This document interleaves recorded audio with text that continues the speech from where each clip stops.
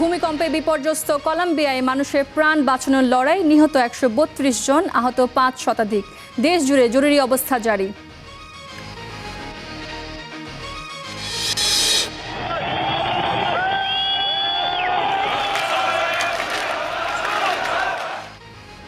মানবতা বিরোধী অপরাধের দায়ে সিরিয়ার সাবেক প্রেসিডেন্ট আসাদ ও তার 2 ভাইয়ের মৃত্যুদণ্ড, দামেস্ক আদালতের ঐতিহাসিক রায়।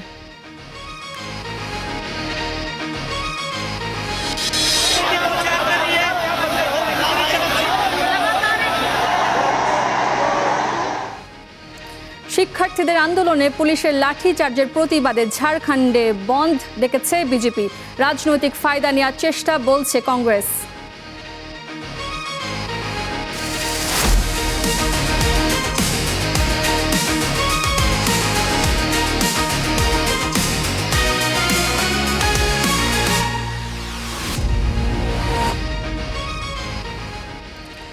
স্বাগত স্টার ওয়ার্ল্ডে, আপনাদের সাথে আছি আমি সূচনা হাসান। দেখছিলেন শিরোনামগুলো। কলম্বিয়ার ভয়াবহ ভূমিকম্পে নিহতের সংখ্যা ১৩২ জনে দাঁড়িয়েছে। ধ্বংসস্তূপে আটকে পড়াদের প্রাণ বাঁচানোর লড়াই চালিয়ে যাচ্ছে দমকল কর্মীরা। উদ্ধার তৎপরতায় যোগ দিয়েছে সেনাবাহিনী। সহায়তা নিয়ে এগিয়ে এসেছে প্রতিবেশী ভেনেজুয়েলা। সাহায্যের ঘোষণা দিয়েছে জাতিসংঘ। ভূমিকম্পে ক্ষতিগ্রস্ত হয়েছে কলম্বিয়ার ৩২টি শহর। পরিস্থিতি মোকাবেলায় জাতীয় দুর্যোগ ঘোষণা করেছে সরকার। ধ্বংসস্তূপ থেকে একজনকে জীবিত বের করে আনতেই স্বস্তির নিঃশ্বাস। করতালিতে মুখর চারপাশ।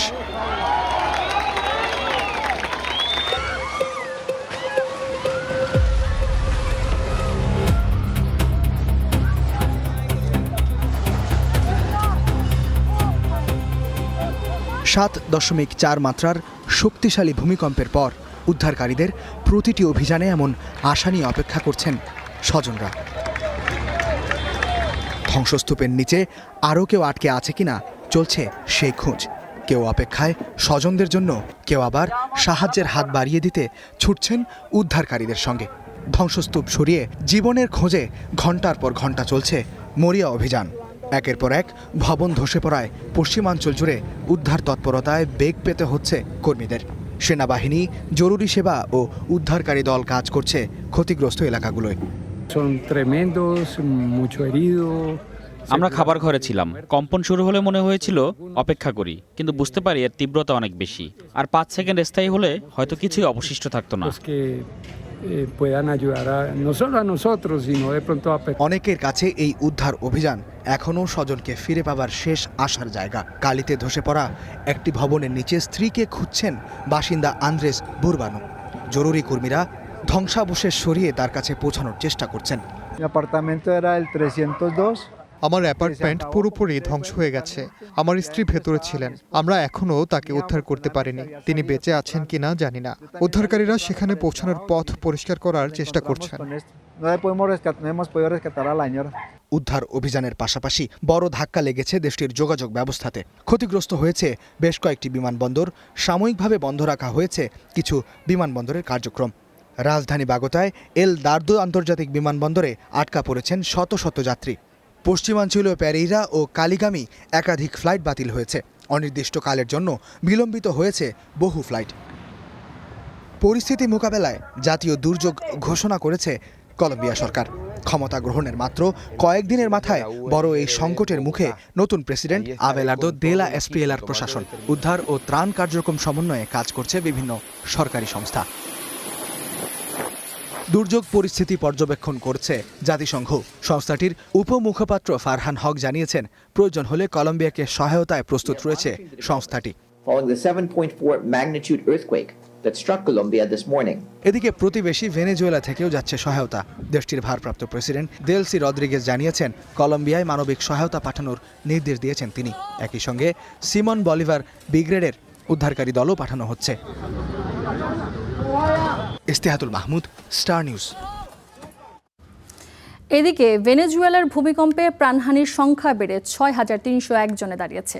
সোমবার নতুন এই প্রাণহানির তথ্য জানান দেশটির ন্যাশনাল অ্যাসেম্বলির প্রধান হোর্হে রদ্রিগেজ।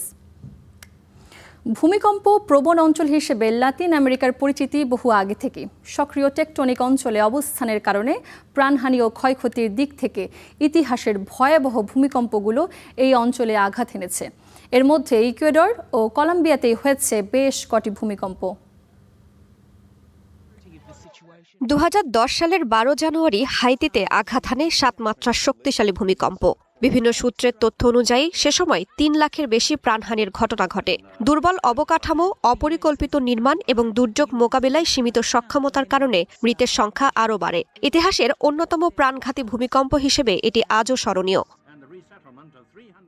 এরও আগে 1970 সালের পেরুর ভূমিকম্প ছিল আরেক ভয়াবহ ট্র্যাজেডি। 7.9 মাত্রার এই ভূমিকম্পের পর দেশটির সর্বোচ্চ পর্বত হুয়াসকারানের একটি বিশাল অংশ ধসে পড়ে। বরফ, পাথর ও মাটির সেই ভয়াবহ ধস দ্রুতগতিতে নেমে আসে ইয়ুঙ্গাই সহ আশপাশের জনবসতিতে। শুধু ইয়ুঙ্গাই শহরেই প্রাণ হারান প্রায় 19,000 মানুষ। পুরো অঞ্চলে প্রায় 1 মিলিয়ন মানুষ গৃহহীন হয়ে পড়েন। 1868 সালের আগস্টে ইকুয়েডর ও কলম্বিয়ায় ঘটে ভয়াবহ ভূমিকম্পের ঘটনা। এর মধ্যে সবচেয়ে শক্তিশালী কম্পনের মাত্রা ছিল 7.7। বিভিন্ন হিসাব অনুযায়ী ইকুয়েডরে প্রায় 40,000 এবং কলম্বিয়ায় প্রায় 30,000 মানুষ প্রাণ হারান। ইকুয়েডরের ইবারা শহরও ধ্বংসের নগরীতে পরিণত হয়। 1797 সালেও ইকুয়েডরে ভয়াবহ ভূমিকম্প হয়। ধারণা করা হয় এর মাত্রা ছিল 8.3। কয়েক সেকেন্ডের তীব্র কম্পনে বহু স্থাপনা ধসে পড়ে। প্রাণ হারান আনুমানিক 40,000 মানুষ। রাইসা জান্নাত, স্টার নিউজ। এবার তেহরানের কাছে পাল্টা ক্ষতিপূরণ দাবি করলেন মার্কিন প্রেসিডেন্ট ডোনাল্ড ট্রাম্প। গেল 50 বছরে ইরানের জন্য যুক্তরাষ্ট্রের বহু ক্ষতি হয়েছে উল্লেখ করে এই দাবি করেন তিনি। শুধু যুক্তরাষ্ট্রই নয়, লেবানন, সিরিয়া, ইয়েমেন ও গাজায় প্রাণহানির জন্য ইরানকে দায়ী করেন মার্কিন প্রেসিডেন্ট ডোনাল্ড ট্রাম্প। এদিকে হরমুজের নিরাপত্তা ও ব্যবস্থাপনা নিয়ে একটি পরিকল্পনা অনুমোদন করেছে ইরানের পার্লামেন্ট। মাত্র 4 সপ্তাহের যুদ্ধ গড়িয়েছে 6 মাসে। বারবার চেষ্টা করেও যুদ্ধের ফাঁদ থেকে বেরোতে পারছেন না ট্রাম্প। তবে কথার লড়াই জিইয়ে রাখছেন মার্কিন প্রেসিডেন্ট। এবার ইরানের কাছে উল্টো ক্ষতিপূরণ চাইলেন তিনি। শুধু তাই নয়, লেবানন, সিরিয়া, ইয়েমেন ও গাজায় প্রাণহানির জন্যও তেহরানকে ক্ষতিপূরণ দিতে হবে বলে দাবি করেছেন ট্রাম্প।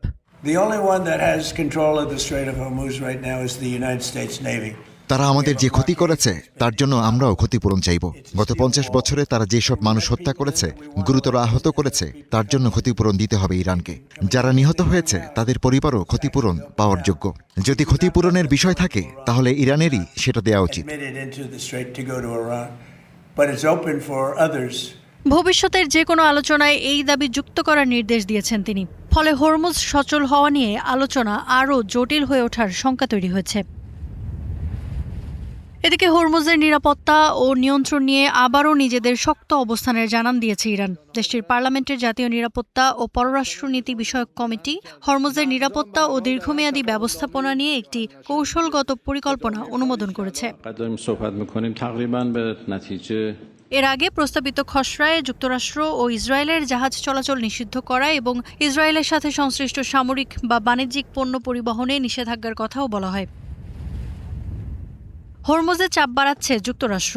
মার্কিন সেন্ট্রাল কমান্ড জানিয়েছে ইরানের ওপর নৌ অবরোধ কার্যকর করতে মধ্যপ্রাচ্যে 20টির বেশি যুদ্ধজাহাজ মোতায়েন করা হয়েছে। 50টি বাণিজ্যিক জাহাজের গতিপথ ঘুরিয়ে দেওয়ার পাশাপাশি 2টি জাহাজ অচল এবং আরও 2টি জাহাজে তল্লাশি চালানোর দাবি করেছে যুক্তরাষ্ট্র।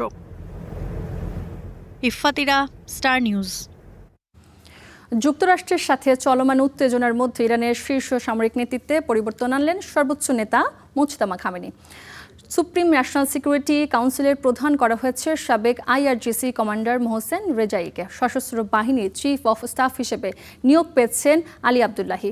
IRGCর প্রধান হলেন কট্টরপন্থী বলে পরিচিত ব্রিগেডিয়ার জেনারেল আহমদ ওয়াহিদি।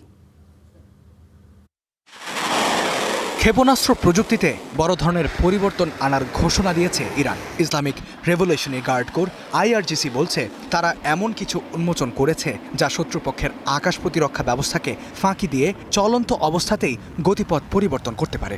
সম্প্রতি মধ্যপ্রাচ্যের মার্কিন ঘাঁটিতে হামলায় এই ক্ষেপণাস্ত্র ব্যবহার করার কথা জানিয়েছে তেহরান।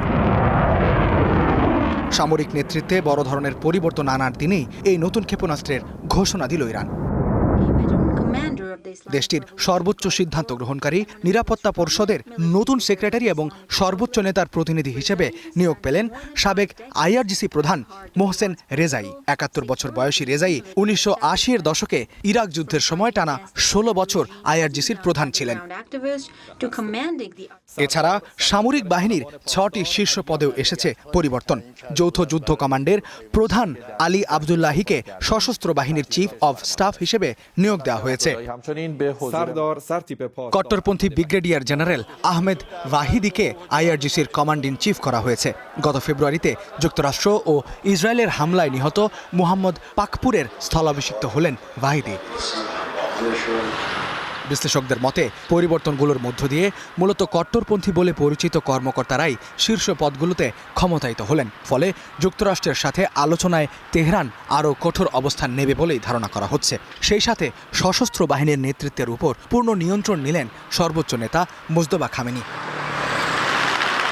এদিকে মোহসেন রেজাই ও নতুন আইআরজিসি প্রধান আহমদ ওয়াহিদির নিয়োগের তীব্র সমালোচনা জানিয়েছে ইসরায়েল। ৯৪ সালে আর্জেন্টিনায় ইহুদি সেন্টারে বোমা হামলায় জড়িত থাকার অভিযোগে তাদের দুজনের বিরুদ্ধেই ইন্টারপোলের রেড নোটিশ রয়েছে। ইস্তিহাদুল মাহমুদ, স্টার নিউজ। গৃহযুদ্ধ ও মানবতা বিরোধী অপরাধের দায়ে সিরিয়ার ক্ষমতাচ্যুত সাবেক প্রেসিডেন্ট বাশার আল আসাদকে মৃত্যুদণ্ডে দণ্ডিত করেছে দামেস্কের একটি আদালত। রায়ে আসাদ ছাড়াও তার ভাই মাহের আল আসাদ ও খালাতো ভাই আতেফ নাজিবকেও মৃত্যুদণ্ড দেওয়া হয়েছে। আসাদ সরকারের ৫ দশকের শাসন অবসানের পর তার পরিবারের সদস্যদের বিরুদ্ধে এটাই প্রথম কোনো বিচারিক রায়। সিরিয়ার সাবেক প্রেসিডেন্ট বাশার আল আসাদ, তার ভাই মাহের আল আসাদ ও খালাতো ভাই আতেফ নাজিবকে মানবতা বিরোধী অপরাধের দায়ে মৃত্যুদণ্ডের রায় দিয়েছে দামেস্কের ফৌজদারি আদালত। রায়ের সময় আদালতে হাজির ছিলেন আসাদের খালাতো ভাই সাবেক ব্রিগেডিয়ার জেনারেল আতেফ নাজিব। ২০২৪ সালের ডিসেম্বরে হায়াত তাহরির আল শাম এর বিদ্রোহের মুখে সপরিবারে রাশিয়ায় পালিয়ে যান বাশার আল আসাদ। ২০১১ সালে দারা শহরের একটি স্কুলের দেয়ালে সরকার বিরোধী স্লোগান লেখার দায়ে একদল কিশোরকে গ্রেপ্তার ও নির্যাতনকে কেন্দ্র করে দেশজুড়ে বিদ্রোহ ছড়ায়। আরব বসন্তকে কেন্দ্র করে সিরিয়া জুড়ে ছড়িয়ে পড়ে আসাদ বিরোধী গণবিক্ষোভ। উচ্চ মূল্যস্ফীতি, বেকারত্ব এবং সরকারি বাহিনীর দমনপীড়নের মুখে সেনাবাহিনী থেকে পালিয়ে আসা সেনা সদস্য ও সাধারণ মানুষ সশস্ত্র বিদ্রোহ শুরু করে, যা পরে সাম্প্রদায়িক যুদ্ধে রূপ নেয়। ২০১৫ সালে রাশিয়া ও ইরানের সামরিক সহযোগিতায় আসাদ বাহিনী কঠোরভাবে বিদ্রোহী নিয়ন্ত্রণ শুরু করে। ২০২০ সাল থেকে সংঘাত কিছুটা কমে এলেও ২০২৪ সালে বদলে যায় দৃশ্যপট। রুশ ইউক্রেন যুদ্ধ, ইরান ও হিজবুল্লাহর গাজা লেবানন সংঘাতকে কেন্দ্র করে অনেকটা বন্ধুহীন হয়ে পড়ে আসাদ বাহিনী। গত বছরের ২৭ নভেম্বর থেকে বিদ্রোহী জোট হঠাৎ করেই তীব্র অভিযান শুরু করলে সিরীয় সরকারি বাহিনী কার্যকর প্রতিরোধ গড়ে তুলতে ব্যর্থ হয়। বিদ্রোহী জোট দামেস্ক দখল করে ক্ষমতা থেকে আসাদকে উৎখাত করে। ক্ষমতাচ্যুত আসাদ সরকারের শীর্ষ নেতাদের আদালতের এই কঠোর রায়কে সিরিয়ার নতুন রাজনৈতিক প্রেক্ষাপটে বড় পদক্ষেপ হিসেবে দেখা হচ্ছে। ইস্তিহাদুল মাহমুদ, স্টার নিউজ। ক্ষমতাচ্যুত প্রধানমন্ত্রী শেখ হাসিনাকে বাংলাদেশে ফেরত পাঠানোর অনুরোধ নিয়ে ভারতের অবস্থান ফের স্পষ্ট করল নয়াদিল্লি। বাংলাদেশে অনুরোধ পাওয়ার কথা স্বীকার করে ভারতের পররাষ্ট্র মন্ত্রণালয় বলছে বিষয়টি নিয়ে তাদের পর্যালোচনা চলছে। তবে কবে নাগাদ এই বিষয়ে সিদ্ধান্ত হবে তা নিয়ে কোনো সময়সীমা জানায়নি দেশটি। Our High Commissioner met with the Prime Minister of Bangladesh yesterday. সোমবার ভারতের হাই কমিশনার বাংলাদেশের প্রধানমন্ত্রীর সঙ্গে সাক্ষাৎ করেছেন। বৈঠকে দুই দেশের পারস্পরিক স্বার্থ সংশ্লিষ্ট বিভিন্ন বিষয়ে আলোচনা হয়েছে। অন্য দুটি বিষয় সাবেক প্রধানমন্ত্রীর প্রত্যর্পণ ও হাদির মামলা। হাদির বিষয়টি একটি আইনি প্রক্রিয়ার অংশ। এ বিষয়ে বর্তমানে তদন্ত চলছে। আর সাবেক প্রধানমন্ত্রীর প্রত্যর্পণের বিষয়ে আগেও আমাদের অবস্থান স্পষ্ট করেছি। আমাদের পক্ষ থেকে যে প্রতিষ্ঠিত প্রক্রিয়া রয়েছে সেই অনুযায়ী আমরা বিষয়টি পর্যালোচনা করছি। শিক্ষার্থীদের আন্দোলনে পুলিশের লাঠিচার্জের প্রতিবাদে ভারতের ঝাড়খণ্ডে বন্ধ ডেকেছে বিজেপি। ছাত্রদের পাশে দাঁড়িয়েছেন কংগ্রেস নেতা রাহুল গান্ধী ও আম আদমি পার্টির অরবিন্দ কেজরিওয়ালও। তবে বিজেপির এই আন্দোলনকে রাজনৈতিক ফায়দা নেওয়ার চেষ্টা হিসেবে দেখছে ক্ষমতাসীন জেএমএম কংগ্রেস জোট। ফলে নিয়োগ পরীক্ষায় অনিয়মের অভিযোগের আন্দোলন এখন রূপ নিয়েছে ত্রিমুখী রাজনৈতিক সংঘাতে। 18তম দিনে গড়ালো ঝাড়খণ্ডের রাঁচির শিক্ষার্থীদের আন্দোলন। দিন যত যাচ্ছে ততই বাড়ছে আন্দোলনের গতি। প্রশ্নপত্রে অনিয়ম ও নিয়োগ পরীক্ষায় স্বচ্ছতা প্রতিষ্ঠার দাবি শিক্ষার্থীদের। বিধানসভা অভিমুখে মিছিল ঘিরে সোমবার পুলিশের সাথে সংঘর্ষের পর মঙ্গলবারও উত্তপ্ত পরিস্থিতি। শিক্ষার্থীদের ওপর লাঠিচার্জ, কাঁদানে গ্যাস ও জলকামান ব্যবহারের প্রতিবাদে এবার রাজ্য জুড়ে বন্ধ ডেকেছে বিজেপি। গতকাল পুলিশ লাঠিচার্জ করেছে, কাঁদানে গ্যাস ছুড়েছে, কাঁটাতার দিয়ে শিক্ষার্থীদের আটকে দিয়েছে। যারা নিজেদের অধিকারের জন্য কথা বলছিল তাদেরই মারধর করা হয়েছে। গরিব শিক্ষার্থীরা পরীক্ষা দিয়ে ভবিষ্যৎ গড়তে চায়, কিন্তু তাদের সঙ্গে অন্যায় করা হচ্ছে। আন্দোলনকারীদের সাথে সংহতি জানিয়ে বিধানসভা অভিমুখে মিছিলের ঘোষণা দিয়েছে এবিভিপিও। রাহুল গান্ধী ও অরবিন্দ কেজরিওয়ালও শিক্ষার্থীদের ওপর পুলিশি পদক্ষেপের সমালোচনা করেছেন। এদিকে 6 শিক্ষার্থী রয়েছেন অনির্দিষ্টকালের অনশনে। তাদের মধ্যে 2 জনকে হাসপাতালে ভর্তি করা হয়েছে। গতকাল আমাদের কয়েকজন বন্ধু আহত হয়েছে। সংঘর্ষে গণমাধ্যম কর্মীরাও আহত হন। তারপরও আমরা দাবিতে অটল। মুখ্যমন্ত্রীর কাছে আমাদের আবেদন, আমরা সবাই শিক্ষার্থী, আমাদের দাবিগুলো মেনে নিন। নিয়োগ পরীক্ষায় স্বচ্ছতা, জেপিএসসি ও জেএসএসসির সংস্কার, কয়েকটি পরীক্ষা বাতিল ও অনিয়মের স্বাধীন তদন্ত চায় শিক্ষার্থীরা। তবে সরকারের সাথে 6ষ্ঠ দফা বৈঠকেও মেলেনি সমাধান। যদিও সরকারের দাবি শিক্ষার্থীদের 98% দাবি মেনে নেওয়া হয়েছে, তবে এ দাবি সত্য নয় বলে অভিযোগ শিক্ষার্থীদের। ঝাড়খণ্ড সরকার জানিয়েছে 14তম জেপিএসসি পরীক্ষা এবং 2023 ও 2025 সালের ব্যাকলগ পরীক্ষা বাতিল করা হবে। অনিয়মের অভিযোগে ইডি তদন্তেও সম্মতি দিয়েছে সরকার। তবে জেএসএসসি সিজিএল পরীক্ষা বাতিলের দাবি মানেনি তারা। এর মধ্যেই নিয়োগ পরীক্ষায় অনিয়মের মামলায় সাবেক জেপিএসসি চেয়ারম্যান এল খিয়াংতেকে গ্রেফতার করেছে ঝাড়খণ্ড সিআইডি। এ নিয়ে এ মামলায় গ্রেফতারের সংখ্যা দাঁড়ালো 20 জনে। ইফাতিরা, স্টার নিউজ।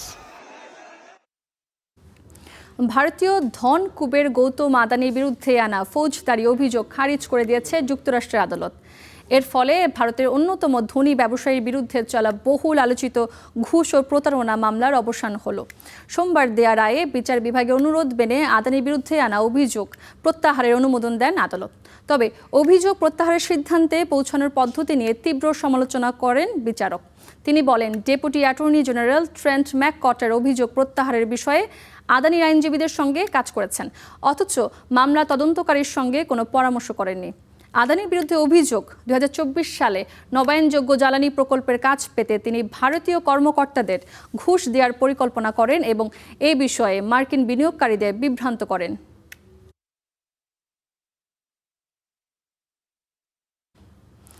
পারমাণবিক শক্তিচালিত বরফ ভাঙার জাহাজে করে এবার রাশিয়ার উত্তর মেরুর অভিযানে গেলেন বাংলাদেশি শিক্ষার্থী মালিকুল সালিহিন প্রত্যয়। রাশিয়ার মানস্ক শহরে থেকে শুরু হওয়া 10 দিনের এই অভিযানে বিশ্বের মোট 23টি দেশের শিক্ষার্থীরা অংশ নেয়। বরফে ঘেরা দুর্গম আর্কটিক, সেই বরফ ভেদ করেই উত্তর মেরুর দিকে এগিয়ে যাচ্ছে রাশিয়ার পারমাণবিক শক্তিচালিত বরফ ভাঙার জাহাজ 50 লেদ পোবেদি। রাশিয়ার রাষ্ট্রায়ত্ত পারমাণবিক শক্তি প্রতিষ্ঠান রোসাটমের আন্তর্জাতিক বিজ্ঞান ও শিক্ষা বিষয়ক কর্মসূচি আইসব্রেকার অব নলেজ 7ম আসরে রাশিয়ার মুরমানস্ক বন্দর থেকে পারমাণবিক শক্তিচালিত বরফ ভাঙার জাহাজটি উত্তর মেরুর উদ্দেশ্যে যাত্রা করেছে। বিশ্বের মোট 22টি দেশের নির্বাচিত শিক্ষার্থীরা অংশ নিয়েছে অসাধারণ এই অভিযানে। এবার বাংলাদেশের প্রতিনিধিত্ব করছেন তরুণ শিক্ষার্থী মালিকুল সালিহিন প্রত্যয়। উত্তর মেরুর এই অভিযানে অংশ নিতে পেরে আমি উচ্ছ্বসিত। বিশ্বাস করতে পারিনি এই অভিযানে আসতে পারবো। 10 দিনের অভিযানে অংশগ্রহণকারীরা বিজ্ঞান, প্রযুক্তি, পারমাণবিক শক্তির শান্তিপূর্ণ ব্যবহার, আর্কটিক অঞ্চল এবং আন্তর্জাতিক সহযোগিতা সম্পর্কে জানার সুযোগ পাবে। বিশ্বের একমাত্র পারমাণবিক শক্তিচালিত বরফ ভাঙা জাহাজের বহর ব্যবহার করে তরুণদের জন্য এমন অভিজ্ঞতার সুযোগ তৈরি করতে পেরে রোসাটম গর্বিত। বর্তমানে রাশিয়াই বিশ্বের একমাত্র দেশ যার পারমাণবিক শক্তিচালিত আইসব্রেকার জাহাজ রয়েছে। রোসাটমের সহযোগী প্রতিষ্ঠান অ্যাটম ফ্লটের পরিচালনায় এসব জাহাজ আর্কটিকের বরফ ভেদ করে নর্দার্ন সি রুটে নৌ চলাচল সচল রাখতে গুরুত্বপূর্ণ ভূমিকা পালন করছে। রাইসা জান্নাত, স্টার নিউজ। এই ছিল আজকের স্টার ওয়ার্ল্ডে। এতক্ষণ সাথে থাকার জন্য সবাইকে ধন্যবাদ।